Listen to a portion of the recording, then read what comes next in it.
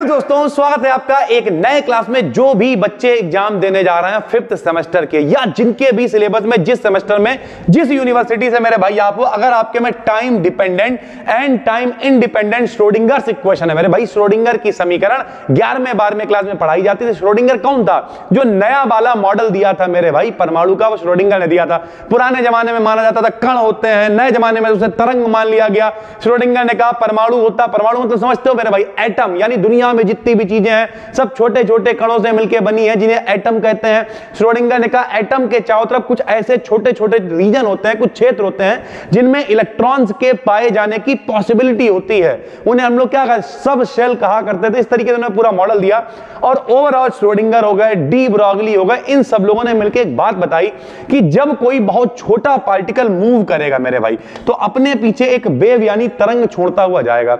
यानी जो बहुत छोटे पार्टिकल्स होते हैं वो कण यानी पार्टिकल की तरह भी बिहेव करते हैं मेरे भाई और वेव की तरह भी बिहेव करते हैं। तो श्रोडिंगर ने अपनी एक इक्वेशन प्रस्तुत करी इसे समझाने के लिए, जिसे कहा गया श्रोडिंगर्स वेव इक्वेशन। थोड़ा सा उसे और जब हम लोग एक्सप्लोर करेंगे मेरे भाई तब आएगी टाइम डिपेंडेंट और टाइम इंडिपेंडेंट। नाम से ही पता चला भैया टाइम डिपेंडेंट का मतलब क्या है, जो समय पर निर्भर करेगी, और टाइम इंडिपेंडेंट मतलब जब हम लोग इक्वेशन प्रूव करेंगे उसमें समय से कोई मतलब नहीं होगा भाई। तो इन दोनों इक्वेशन को हम लोग प्रूव करने वाले हैं। पेपर में अगर ये फंसी तो लॉन्ग में आपके लिए नंबर बना के जाएगी मेरे भाई। ध्यान से सुनो, सबसे पहले हम लोग प्रूव करेंगे मेरे भाई time independent Schrödinger's wave equation. अब ये टाइम इंडिपेंडेंट क्या है ध्यान से सुनो। देखो भाई सबसे पहले तो ये समझो हम लोग करेंगे क्या। श्रोडिंगर ने कहा भैया एक कोई पार्टिकल है, ठीक, एक कोई पार्टिकल है वो मूव कर रहा है, मान ले रहा है उसकी पोजीशन r है। अब सर जी ये r पोजीशन क्या है समझो मेरे भाई। होता क्या है कभी भी अगर हमें किसी की भी पोजीशन निकाली, सब कुछ रिलेटेड है। मान लिया कोई पार्टिकल मान लिया यहां पे है मेरे भाई, मान लिया वो x अक्ष से x दूरी पर है, y से y डिस्टेंस पर है, z से z डिस्टेंस पर, तो उसके भैया पोजीशन क्या हो जाती है x, y, z। तो इन्होंने कहा मान लिया कि भैया एक कोई पार्टिकल है, उस पार्टिकल की कुछ पोजीशन रही होगी, कुछ उसकी वेलोसिटी रही होगी, कुछ उसका वेग रहा होगा, और पूरी कैलकुलेशंस करी और सॉल्व करके इन्होंने एक रिलेशन निकाला मेरे भाई। क्या कि वी नो, हम जानते हैं डेल स्क्वायर साई बराबर 1/u square del two psi upon del T square. इसका मतलब क्या है? इसका मतलब मेरे भाई कोई एक पार्टिकल है, वो पार्टिकल मूव कर रहा है और उसका जो फंक्शन हम लोग मानेंगे, फंक्शन समझते हो फलन, फंक्शन क्या होता है? लोग कहते हैं हमारा पूरा फंक्शन खराब हो गया। फंक्शन का मतलब क्या है कि जिससे पूरी चीजें ऑपरेट हो रही, जिसके अंदर सब कुछ चल रहा है भाई। जैसे ये एक क्लास चला, ये भी एक फंक्शनिंग हो रही है, हम आपको पढ़ा रहे हैं, ये फंक्शनिंग है। अब इस फंक्शन के अंदर कोई एक चीज दिक्कत कर जाए, ये बोर्ड दिक्कत कर जाए, लाइट दिक्कत कर जाए, हम दिक्कत कर जाए, फोन दिक्कत, चीजें गड़बड़ हो जाएंगी। तो फंक्शन का मतलब जिसके अंदर वो पार्टिकल पूरा मूव कर रहा है, उसकी पोजीशन क्या है, सारी चीजें क्या है, वो फंक्शन है भाई, ठीक। तो अब क्या किया हम लोगों ने, मान लिया कि वो जो पार्टिकल है वो फंक्शन डिपेंड कर रहा है किस पे, उसका जो फंक्शन है किस पे बताओ, टाइम डिपेंडेंट है, क्योंकि यहां पे लिखा हुआ है टाइम डिपेंडेंट। तो समय के साथ साथ उसकी पोजीशन बदल रही है नहीं बदल रही है। तो इस तरीके की चीजों को मानते हुए एक इक्वेशन हम लोग जानते हैं डेल स्क्वायर साई बराबर 1/u square del two psi upon del T square. इसे भी प्रूव करा जा सकता है, लेकिन हम लोग मेरे भाई, हमने आपसे पिछले डेरिवेशन में भी कहा था क्वांटम मैकेनिक्स हो गई, स्टैटिस्टिकल फिजिक्स हो गई, जितनी भी चीजें हैं इन सब में कुछ इक्वेशंस हम लोगों को डायरेक्ट इस्तेमाल करनी पड़ेंगी, क्योंकि ये डेरिवेशंस अपने आप में बहुत बड़े हैं। और यहां अगर यहां नहीं, अगर आप पेपर में भी प्रूव करने पे अगर पूछा कुछ और कर कुछ और रहा है तो डायरेक्ट इस्तेमाल करेंगे क्या, डेल स्क्वायर साई बराबर 1/u स्क्वायर। इसे डेल ऑपरेटर्स बोलते हैं, सभी को पता होगा, फाइनल ईयर में नहीं पता तो पता कर लो, ये डेल ऑपरेटर्स है मेरे भाई, ठीक है। 1/u square del square psi upon del T square, ठीक। ये क्या है, साई मेरे भाई फंक्शन है, किसका फंक्शन है, जिस पार्टिकल्स की हम लोग चर्चा कर रहे हैं मेरे भाई उसका फंक्शन है। किस पे डिपेंड करेगा, टी का फंक्शन है, समय पे भैया डिपेंड करेगा। उसके अलावा पोजीशन का फंक्शन है यानी आर पे डिपेंड करेगा। अभी हम लोग लिख के दिखाएंगे भाई, ठीक। अब हमने लिख के दिखा दिया, क्या लिख के दिखाया, जहां पे डेल स्क्वायर जो है उसका मान कितना होता है सभी को पता है, del two upon del x square plus del two upon del y square plus del two upon del z square. केवल डेल्टा होता भैया तो डेल अपॉन डेल एक्स चलता है, स्क्वायर है तो स्क्वायर चल गया। यहां पे डेल स्क्वायर को हम लोग कहेंगे लाप्लासियन ऑपरेटर। क्या कहेंगे, लाप्लासियन ऑपरेटर। अब इसे प्रूव कैसे करेंगे वो देखो मेरे भाई, सुनो।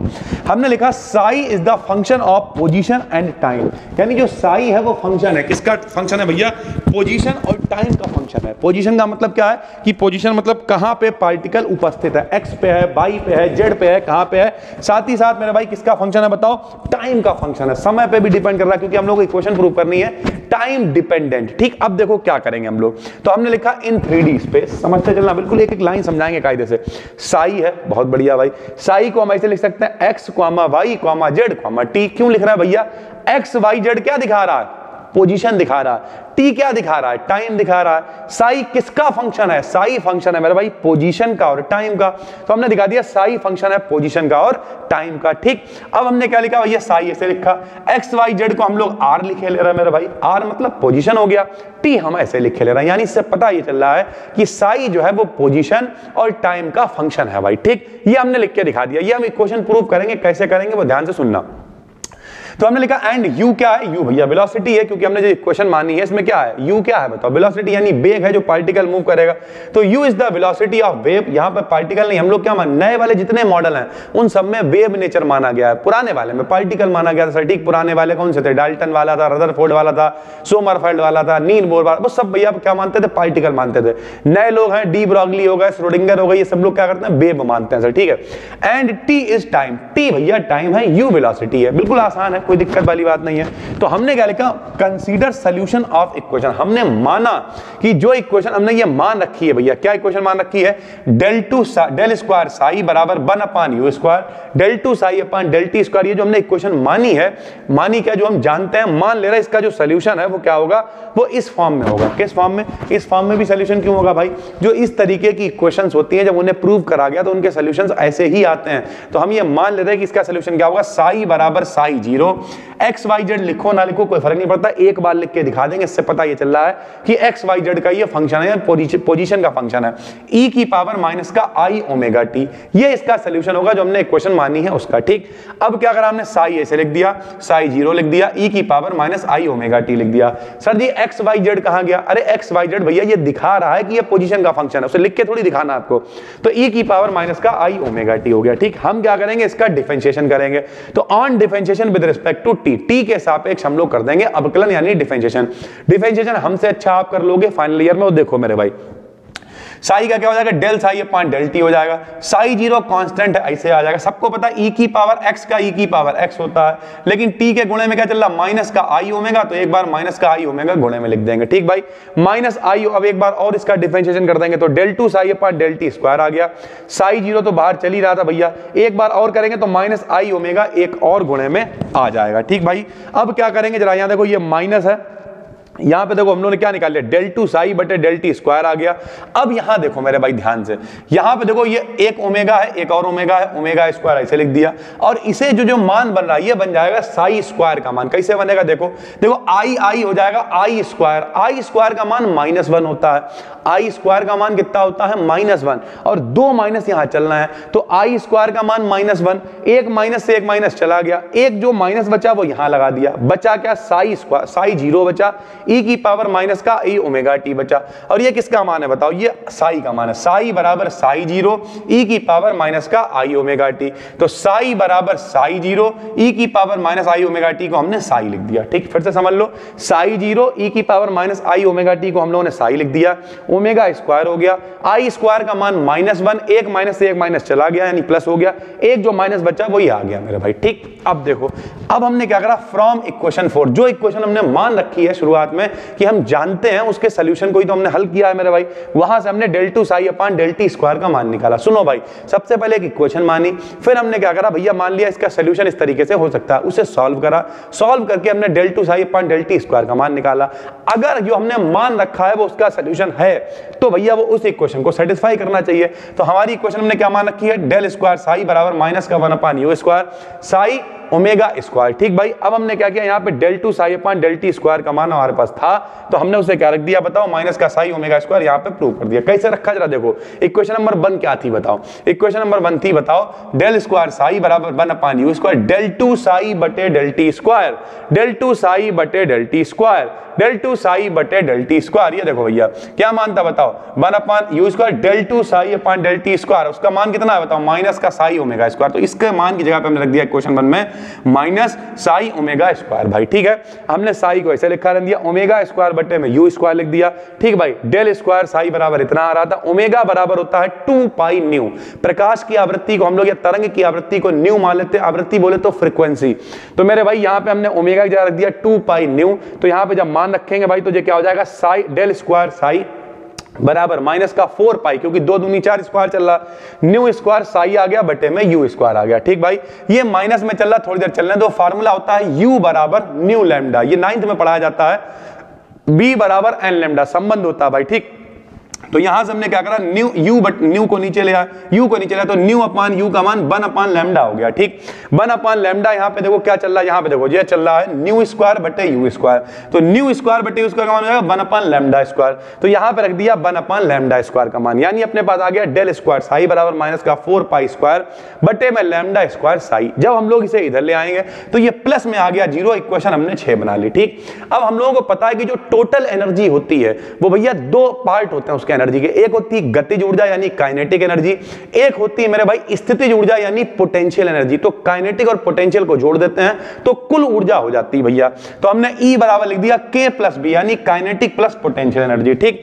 काइनेटिक एनर्जी 9th में पढ़ाया था, हाफ mv स्क्वायर फार्मूला होता है, हाफ mv स्क्वायर रख दिया, प्लस में v चल रहा, v को भैया इधर ले आए तो E माइनस बी बराबर क्या हो गया, half mv square, E minus v बराबर क्या हो गया, हाफ mv स्क्वायर। जब हमने क्या करा मेरे भाई, सिर्फ यहां से b का मान निकाला तो 2 ऊपर आ जाएगा, m नीचे आ जाएगा, v अंडर रूट स्क्वायर हटाएंगे अंडर रूट आ जाएगा। एक चीज ये याद रखना, ये वाला जो b चल रहा है मेरे भाई, ये वाला जो कैपिटल B चल रहा है, ये पता क्या है, ये पोटेंशियल एनर्जी है, और ये जो चोंच घुमा हुआ B चल रहा है ये वेग है, वेलोसिटी मेरे भाई, क्योंकि K बराबर हाफ mv स्क्वायर होता है। तो यहां से V का मान कितना निकल आया बताओ, 2 आ गया, बल्कि चाहो तो B का मान निकालो और चाहो तो हम लोग क्या का मान निकालेंगे, mb का मान निकालेंगे। क्यों निकालेंगे अभी वो भी आपको बताएंगे, जरा देखना। हमने क्या करा, यहां से V का मान निकाला अंडर रूट 2 बटे m और E माइनस बी आ गया, लेकिन हमें क्या का मान चाहिए, mb का मान चाहिए।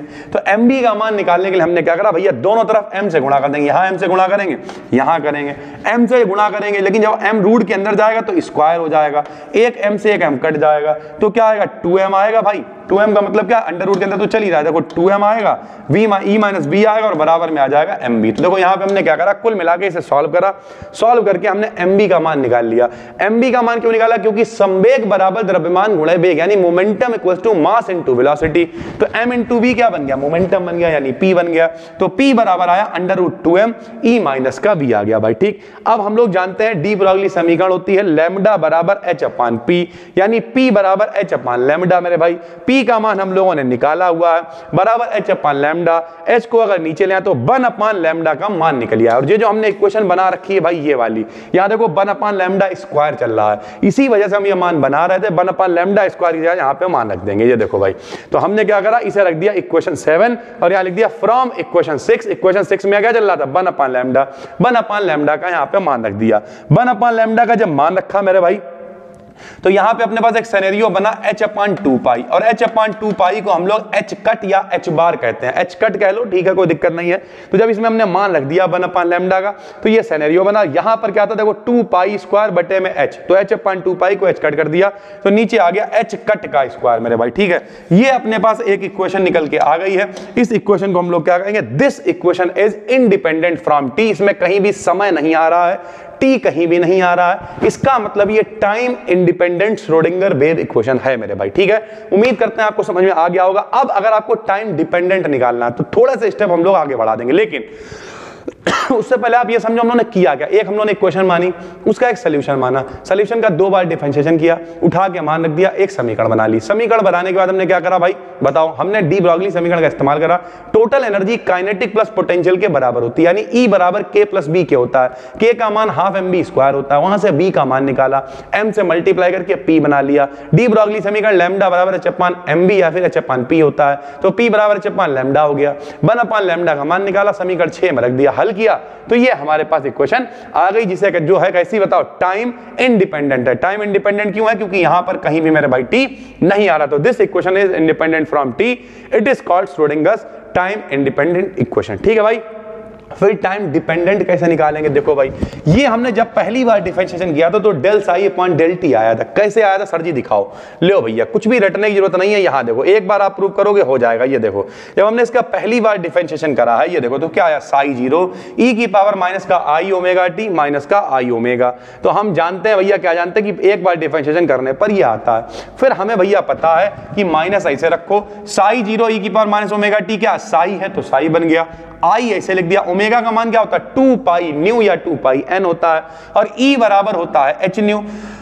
न्यू बराबर होता है ई अपान एच, तो यहां न्यू की जगह पे ई अपान एच रख देंगे, तो ये क्या बन गया भाई, न्यू की जगह पे रख दिया भैया ई अपान एच रख दिया, और एच अपान ये ऊपर क्या चल रहा है 2 पाई, तो एच अपान 2 पाई एच कट यानी एच बार बन जाता, तो भैया जो 2 पाई ऊपर है एच नीचे आ गया, तो ये हो गया नीचे एच कट बन गया, ठीक। यानी अपने पास del psi upon del t का मान कितना आ गया, माइनस का psi i upon h cut into E आ गया। बहुत सरल रखने की कोशिश कर रहे हैं, बिल्कुल आसान से आसान चीजें बता रहे हैं, क्योंकि हम आपको एक बात बिल्कुल क्लियर बता दे रहे हैं, आप यूट्यूब पर सर्च करें ना भाई, लोग इतनी जहर तरीके से करवा रहे हैं, समझना मुश्किल हो जाता है कभी कभी, तो खुद बैठ के काम कर रहे हैं कंटेंट पे, जिन लोगों के पेपर भी आ रहे हैं, डरो मत, हम वादा कर रहे हैं आपसे कि 4 से 5 तारीख तक आपको इतना कंटेंट, आज ही अभी हम 12-13 पीडीएफ बनाने वाले हैं, आज से लेके कल तक, तो डरना बिल्कुल नहीं भाई, हम यहीं बैठे रहते हैं दिन भर लगातार काम, क्योंकि पीडीएफ बनाने में भी टाइम लगता है सर, ठीक है। तो ये जो पीडीएफ हमने अभी 12-13 बनाई, कम से कम पिछले 1 दिन से काम कर रहा था इन पे, अब आज शूट करेंगे, थोड़ा सा टाइम लगता है लेकिन कंटेंट आपको बेहतरीन मिलेगा, ठीक भाई। तो ई साई को हमने इधर साइड में लिख दिया, आई अपान एच कट ऐसे लिखा रहने दिया, तो ई साई का मान कितना आ गया बताओ, इसे एच कट को ऊपर भेज दे रहे तो एच कट ऊपर आ गया, माइनस का आई है। अब यहाँ पे फिर से समझ लो मेरे भाई, यहाँ माइनस चल रहा है ना, अगर माइनस चल रहा तो माइनस चाहे ऊपर लिखो चाहे नीचे लिखो एक ही बात है, और माइनस का मतलब आई स्क्वायर होता है, एक आई से एक आई कट जाएगा, तो एच आई का मान इधर आ गया, तो देखो ई साई का मान कितना आ गया, i h cut del psi upon del t आ गया, ठीक। अब हम लोगों ने इक्वेशन 8 देखी हुई है, अभी ऊपर प्रूव करी है भाई। इक्वेशन 8 क्या थी, डेल स्क्वायर साई प्लस का 2m अपान h cut square E minus का बी साई बराबर 0 होता है भाई, ठीक। डेल स्क्वायर साई ऐसे लिखा रहने दिया, 2m अपान एच कट स्क्वायर ऐसे लिखा रहने दिया, ई का मान भैया देखो जब से साई अंदर आएगा तो ई की साई से गुणा होगी, तो ई साई का मान कितना, i h cut del psi upon del t है, माइनस का बी साई बराबर 0 है भाई, ठीक। अब हमें क्या करना है, देखो जब डेल स्क्वायर साई उधर जाएगा, तो डेल स्क्वायर साई जब उधर जाएगा तो माइनस का हो जाएगा भाई, ठीक। जब ये माइनस का हो जाएगा, इसे ऊपर लेके आएंगे तो ये गुणे में आएगा, देखो करके दिखाते हैं तुम लोगों को, वरना थोड़ा सा तुम्हें लगेगा यार सर जी ने गोला पिला दिया, नहीं। जब ये उधर जाएगा तो जाएगा माइनस का डेल स्क्वायर साई, ठीक, बराबर में क्या चलता रहेगा बताओ, 2m बटे में एच कट का स्क्वायर, आई आएगा एच कट आएगा, जो पूरा इंतजाम चल रहा है चलता रहेगा, फिर ये गुणे में आएगा तो क्या आएगा बताओ, एच कट स्क्वायर बटे में 2m आ जाएगा जी, ठीक है, और यहाँ क्या आएगा माइनस का डेल स्क्वायर साई, ऐसे तो चलेगा, और फिर यही तो हमने देखो लिखा हुआ है, देखो H square upon 2m minus चल रहा, माइनस डेल स्क्वायर आ गया, और ये जो माइनस का बी साई जो उधर है उसे भी जब इधर ले आएंगे तो ये क्या हो जाएगा प्लस का बी, और दोनों में जो साई कॉमन है ये साई कॉमन लिख दिया, बराबर में सिर्फ क्या बचेगा, आई बचेगा, एच बचेगा, डेल साई बचेगा, बटे में डेल टी बचेगा मेरा भाई, ठीक। इसे बना लिया इक्वेशन नंबर 10। अब ये जो मान चल रहा है माइनस का h square upon 2m del square plus का v, ये होता है एच कैप, ठीक। तो इसे ये एच कैप के बराबर है, और ये जो मान चल रहा है मेरे भाई ये क्या है, ये ई साई का मान है, देखो ना भैया आई एच के, ये देखो क्या है, ये काय का मान है, ई साई का मान है, तो ये वाला जो मान है भाई ये देखना ये वाला जो मान है इधर वाला, ये क्या बन गया,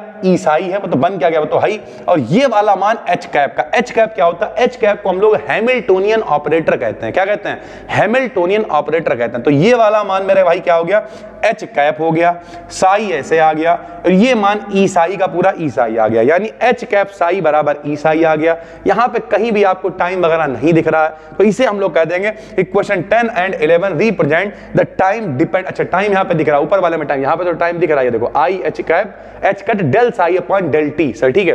तो ऊपर हम लोग प्रूव कर चुके हैं टाइम इंडिपेंडेंट, ऊपर जब हम लोगों ने प्रूव करी थी आखिरी में क्वेश्चन, देखो कहां पहुंचे थे, यहां पे, तो वहां पर कहीं भी ये देखो सर ये वाली इक्वेशन हम लोगों ने प्रूव करी थी, ये वाली, ये अपनी फाइनल इक्वेशन आई, देखो ये डेल स्क्वायर साई, इसमें कहीं भी टाइम नहीं आ रहा था सर, टाइम नहीं, तो ये टाइम इंडिपेंडेंट थी। और यहां पर जो आया है एच साई बराबर ई साई, इसमें एच साई के अंदर देखो मान कितना है, एच साई का मान ये है h square upon 2m del square, इसमें तो नहीं दिख रहा है, लेकिन इसका मान कितना है, del psi upon del t, t दिख रहा है ना। तो ये वाली जो इक्वेशन है मेरे भाई ये कैसी है, टाइम डिपेंडेंट इक्वेशन है। देखो इक्वेशन 10, इसमें भी देखो टी दिख रहा है, टाइम डिपेंडेंट है, 11 के अंदर ई है, मतलब ये भी टाइम डिपेंडेंट है। तो इस तरीके से मेरे भाई टाइम इंडिपेंडेंट और टाइम डिपेंडेंट इक्वेशन आप प्रूव कर सकते हो, पेपर के अंदर जरूर आएगी भाई, ठीक। श्रोडिंगर इक्वेशन पेपर में लगभग आ ही जाती है। यहां पे बहुत सारी चीजें लिखी होंगी जो हम आपको शायद दिखा सकते हैं कि क्या क्या चीजें आपको मिलने वाली हैं आने वाले देखिए जैसे कि सारी रिसर्च होती रहती proper, time dependent, time independent, ये तो हमने एक में ही करा दी ताकि आपको अलग अलग समझाना पड़ता दो बार। कैरेक्टरिस्टिक्स ऑफ एक्स रेस के ऊपर हम वीडियोस ला रहे हैं, स्पेक्ट्रम उसका लेके आएंगे, मोजलेस लॉ है, हिजनबर्ग है, डुएन हुंस लॉ है, एलएस कपलिंग तो हमने ऐड कर दी थी कोर्स में। यानी ओवरऑल ये सारी चीजें मोस्ट इंपॉर्टेंट है, बस मन लगा के पढ़ते रहो, इस बात की जिम्मेदारी मेरी है, पेपर बेहतरीन आपका करवा के छोड़ेंगे, डरना बिल्कुल भी नहीं। देखो भाई फाइनल ईयर की फिजिक्स है तो थोड़ा सा मेहनत तो करनी पड़ेगी, लेकिन हाँ लगे रहेंगे तो पहुंच जाएंगे। ये मान के चलो हम लोगों को सब मिला के 50 के करीब वीडियोस पढ़नी पड़ेंगी, जिनमें से आपके पास हम जो है आज भी कल तक जो है 12 से 13 पहुंचा देंगे। तो एक एवरेज 10 का पकड़ के चलो, कोई दिक्कत नहीं भाई, पेपर 15 से थोड़ी 15 से ही होने लगेंगे।